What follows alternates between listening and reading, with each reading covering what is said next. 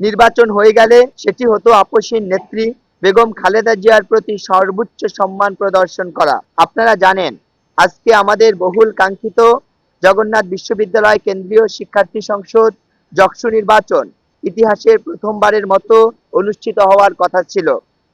এ উপলক্ষে বিশ্ববিদ্যালয় প্রশাসন সকল প্রস্তুতি সম্পন্ন করেছেন।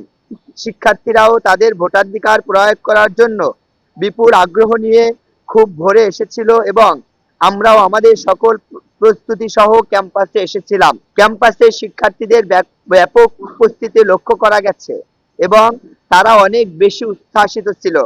হঠাৎ আপসহীন ও মজলুম নেত্রী সাবেক প্রধানমন্ত্রী বেগম খালেদা জিয়ার মৃত্যুর সংবাদ আসে, যিনি সারা জীবন গণতন্ত্রের পক্ষে লড়াই করে গেছেন।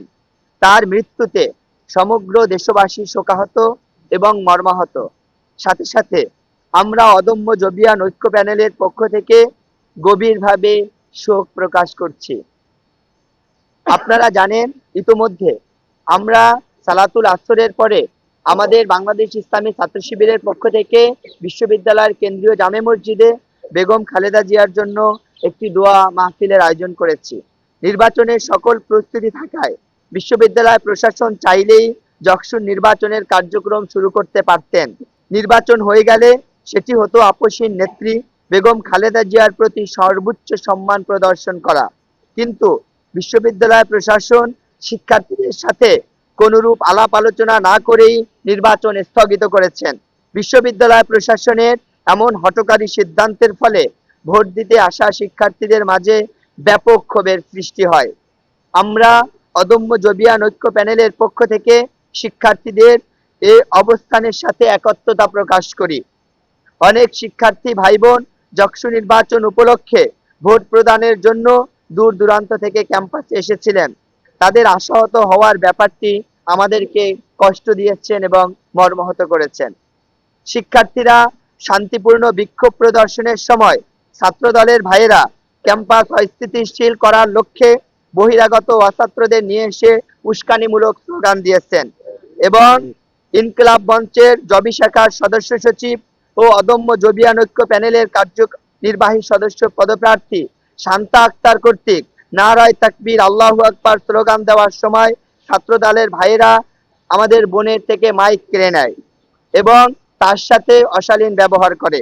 আমাদের আরেকজন পদপ্রার্থী নওশিন নাওয়ার জয়া আপুকে স্লোগান দেওয়ার সময় ধমক দেওয়া হয়। ছাত্রদলের ভাইদের এমন কর্মকাণ্ডের আমরা তীব্র নিন্দা জ্ঞাপন করছি। একই সাথে বিশ্ববিদ্যালয় প্রশাসনের নির্বাচন স্থগিতের সিদ্ধান্তের বিরুদ্ধে সাধারণ শিক্ষার্থীরা দলমত নির্বিশেষে প্রতিবাদ করায় সবাইকে ধন্যবাদ জানাই। উদ্ভূত পরিস্থিতিতে আমরা বিশ্ববিদ্যালয় প্রশাসনের কাছে কিছু দাবি পেশ করি সর্বসম্মতিক্রমে। ১. যকসু নির্বাচন আগামী ৬ জানুয়ারি ২০২৬ তারিখে বাস্তবায়ন করতে হবে। এ ব্যাপারে কোনো দুর্বলতা প্রদর্শন করা যাবে না। যকসু নির্বাচন অনুষ্ঠিত হওয়ার আগ পর্যন্ত প্রশাসন, নির্বাচন কমিশন এবং অন্য কোনো সদস্য পদত্যাগ করতে পারবে না। ৩.